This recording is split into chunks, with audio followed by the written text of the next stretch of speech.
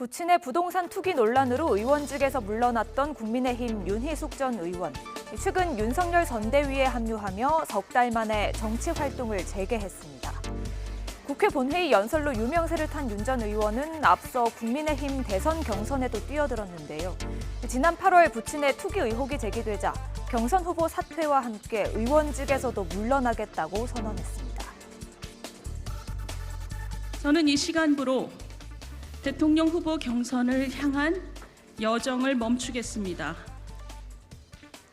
또한 국회의원직도 다시 서초 갑 지역구민과 국민들께 돌려드리겠습니다.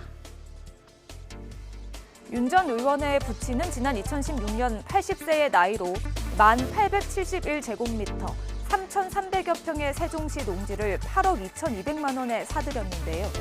이 땅을 사들인 시기가 윤 전 의원의 한국개발연구원 KDI 재직 당시와 겹친다는 사실이 알려지며 내부 정보를 이용한 투기 의혹이 제기됐습니다. 실제로 해당 땅을 사들인 뒤 인근에 민간산업단지가 조성됐고요.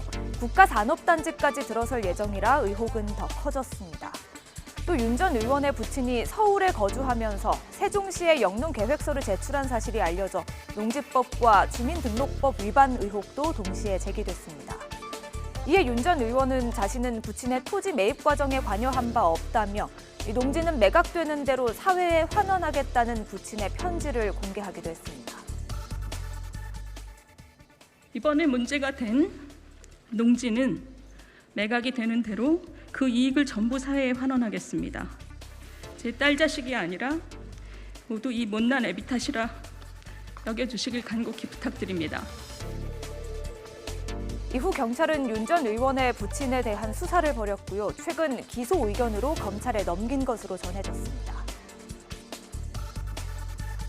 위반하고 전형은 주민등록법 위반 2개인데 아마 그 같은 내용일 것 같은데요. 다 기소 의견으로 송치가 된 거고, 예. 같은 날 윤희숙 씨는 이제 불기소로 불송치가 온 거네요. 그런데 약속과 다르게 윤 전 의원의 부친이 여전히 세종시 땅을 소유하고 있다는 지적이 제기됐는데요. 이에 대해 윤 전 의원, 부친이 이미 땅을 내놓았지만 아직 매각되지 않았다고 설명했습니다.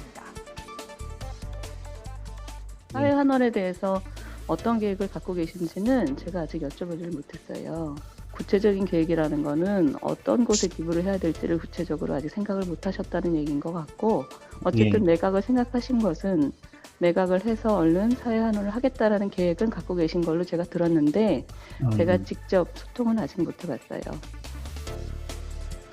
실제 뉴스가 있는 저녁 제작진이 인근 부동산에 직접 문의한 결과 윤 전 의원의 부친은 평당 50만 원의 땅을 내놓은 것으로 확인됐습니다.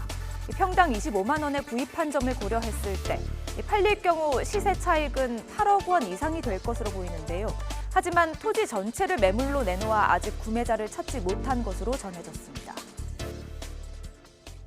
싸게 팔아도 욕먹고 또 무슨 오해를 받는다 이거죠. 예. 싸게 팔아도 무슨 말이 날 것 같고, 그러니까 어차피 나는 환원할 거니까 적정한 선에서 50만 원 선에서 그냥 팔아주라고 하더라고요. 주변 시세보다 조금 싸게 내놓으신 거예요. 근데 땅이라는 게 그냥 작자가 있어야지 돈이 시골에서 10억 이상이면 큰 돈이 걸랑요 사실. 그렇기 때문에 이제 누가 진짜 꼭 이제 쓸 사람은 사야 되는데, 근데 이제 지금 물건 접수한 지가 지금 보통 땅 내놓으면 한 달도 가고 2달도 가고 그래요. 윤 전 의원은 오늘 윤석열 선대위 산하 내일이 기대되는 대한민국 위원회의 위원장을 맡으며 본격 활동에 들어갔는데요. 윤 전 의원은 SNS를 통해 2030 젊은 층의 쓴소리를 듣겠다고 소개했습니다. 뉴스가 있는 저녁 안태호입니다.